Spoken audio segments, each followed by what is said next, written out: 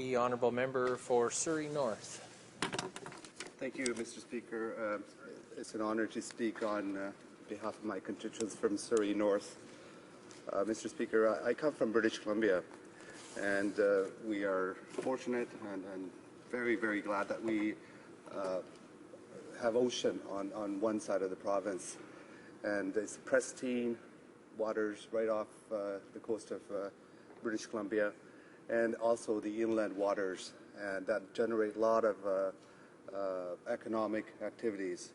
The economic activities include, a huge fishing industry in British Columbia that supports families in British Columbia, and also there's a huge industry, tourism industry, that uses those waters, and we get visitors from all over the world to experience the natural beauty of British Columbia.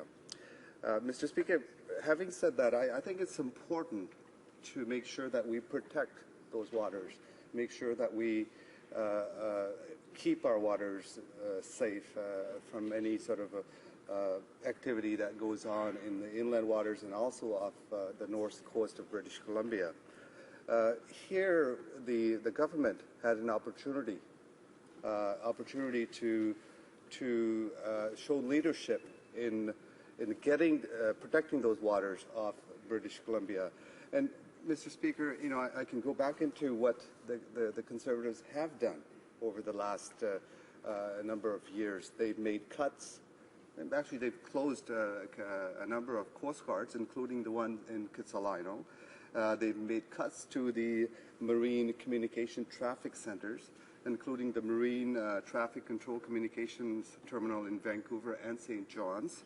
They're actually closing the BC Regional Office for Emergency Oil Spill Responders.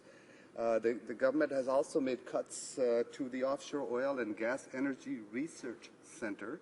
Again, Mr. Speaker, here was an opportunity to show leadership, to come out with a policy, to come out with legislation that will have a lasting impact on not only the environment, but the pristine beauty of British Columbia, Mr. Speaker. Mr. Speaker, this Bill C-3, it addresses 5 different acts. It's sort of a mini omnibus bill. And we've seen this from the Conservatives over and over, where they try to ram through legislation combining making changes to a number of different laws, Mr. Speaker, and that's done also without consultation to stakeholders, to make sure you involve those stakeholders, people that are going to be affected by these legislation laws that we're making here. Time after time, the Conservatives have the opportunity to address those concerns, and time after time, Mr. Speaker, I've seen them fail that test time after time. Mr. Speaker, as I mentioned, this bill makes amendments to a number of different acts. As you can tell basically from the title itself, from the bill, it is an omnibus bill that is introduced by the government in an attempt to push through as many pieces of legislation as possible, essentially undermining democracy, Mr. Speaker. And the bill literally covers everything from bottom of the sea to above the clouds in the sky. Bill C-3 is an interesting contrast to the previous motive of operation of the Conservative government. In March, Mr. Speaker, I stood in this House to address the $108 million cuts that the Conservatives have made on the Department of Fisheries and Oceans. These cuts directly impacted the Kitsilano Coast Guard Station, the Marine Communications Traffic Centers in Vancouver and St. John's, Canada's Offshore Oil Gas Research, as I pointed out earlier, and also British Columbia's Oil Spill Response Centre, as I've pointed out, which has all been shut down, Mr. Speaker. Nobody has forgotten those cuts, Mr. Speaker, especially British Columbians, people in my riding who are proud of the natural beauty and pristine wilderness that our province boasts. There have been no consideration to reverse those cuts, Mr. Speaker, and truly, to prove that the Conservatives' values are environmental and prove that the Conservative value our environment and our country. However, Mr. Speaker, here we are now with a bill in front of us that attempts to compensate for this previous inaction and cuts to marine safety. It is difficult to trust the Conservatives trying to protect the environment given their track record, Mr. Speaker. The NDP is fundamentally, my colleagues in this House, we are fundamentally committed to ensuring that oil spills never happen on our coasts. My NDP colleagues, like myself, have time and time again stood in this House demanding that the government pay attention to marine safety. And time after time after time, Mr. Speaker, the government has failed to respond to our concerns, the concerns of Canadians.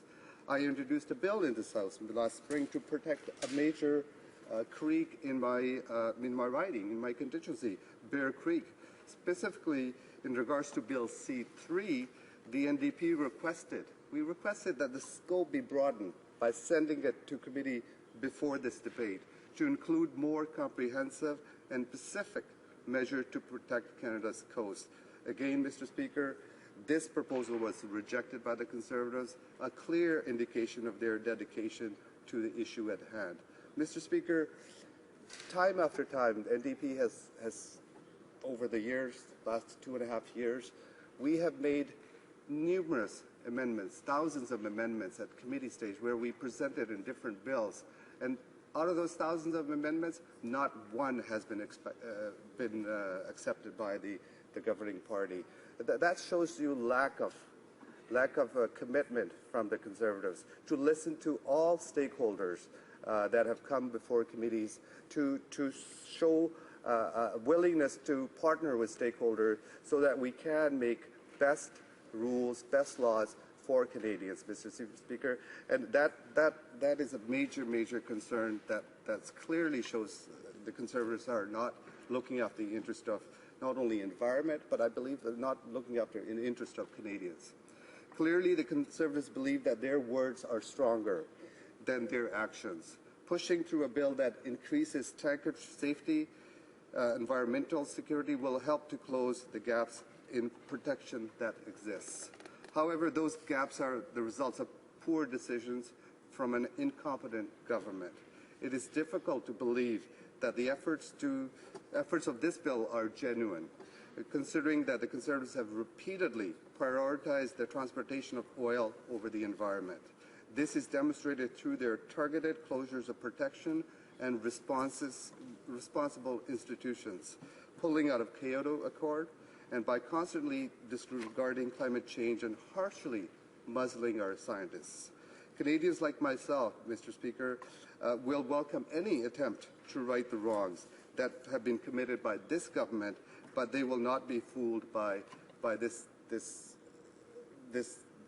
particular bill, which basically does not go far enough. It does not address some of the shortcomings that this government has brought upon the safety of our marinas, marines, waters off coast of British Columbia, and also across the way in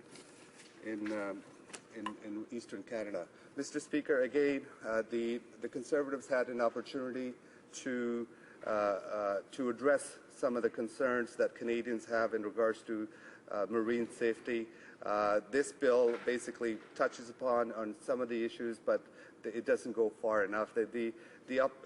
Time after time, I've seen this government, whether it's veterans issues, whether it's unemployment issues, whether it's immigration issues, they have failed to address the concerns of Canadians, and they're not going.